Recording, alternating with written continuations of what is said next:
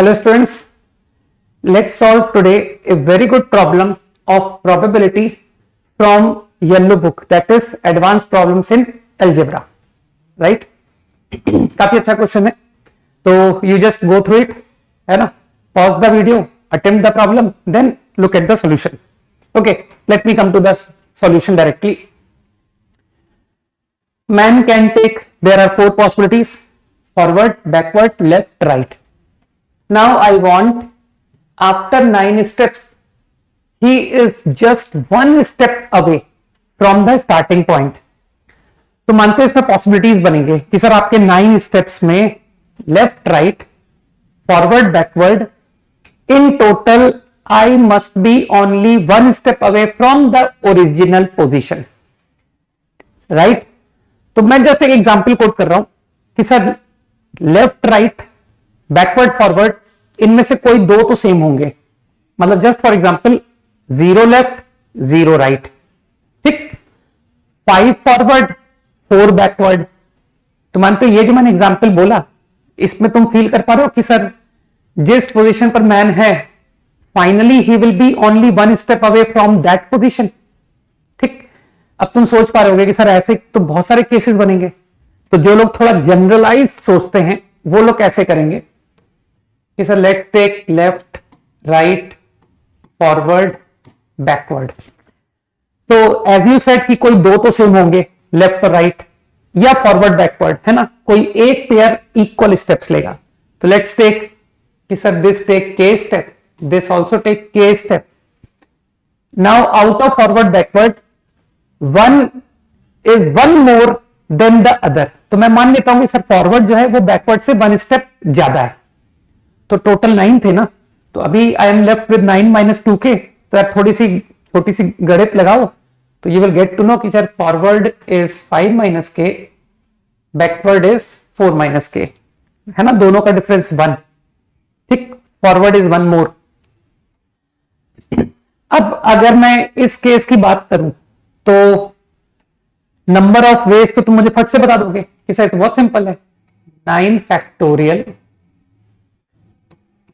k factorial. तुम समझ पा रहे हो कि सर वो लेफ्ट के जो k स्टेप्स हैं वो आपस में इंटरचेंज इज मीनिंगलेस। इसी तरह राइट का, इसी तरह से फॉरवर्ड, इसी तरह से बैकवर्ड, ठीक। अब क्या तुमको लगता नहीं कि सर ये जो k है ये तो आपने जनरल केस सोचा था? I think you should now think for कि सर k क्या पॉसिबल वैल्यू ले सकता है। मतलब मैं वो केसेस गिन रहा हूं जिसमें forward is 1 more than backward. तो अकल लगाओगे तो you will get to know कि sir k can be 0, 0, 0, 5, 4, k can be 1। तो k can take values 0, 1, 2, 3, 4, not more than 4। अरे भाई 4 plus 4 8 and here is 1, here is 0, ठीक। तो I think k can go from 0 to 4। अब मुझे एक चीज सोच के बताओ कि सर ये तो वो केसेस है जिसमें कि forward is 1 more than backward. अब इसी तरह से क्या तुमको लगता नहीं कि sir backward is 1 more than forward, है ना? बस मैं ओरली डिक्टेट कर देता हूं, तुम समझ जाओगे मेरी बात को, है ना?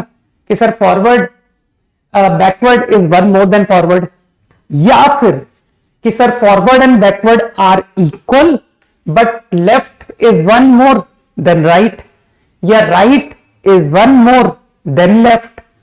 और क्या तुमको लगता नहीं कि सर ये जो आपने 4 पॉसिबिलिटीज बताई कि विच वन इज 1 मोर, है ना? तो उसमें 4 पॉसिबिलिटीज हैं, left is 1 more than right, right is 1 more than left, forward is 1 more than backward, backward is 1 more than forward. तुमको लगता नहीं सर सबके आंसर सेम ही आएंगे number of veg?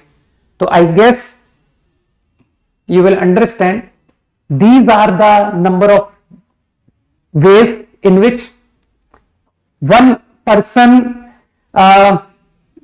finally reaches only 1 step away from initial position। मेरे ख्याल से बात समझ आई।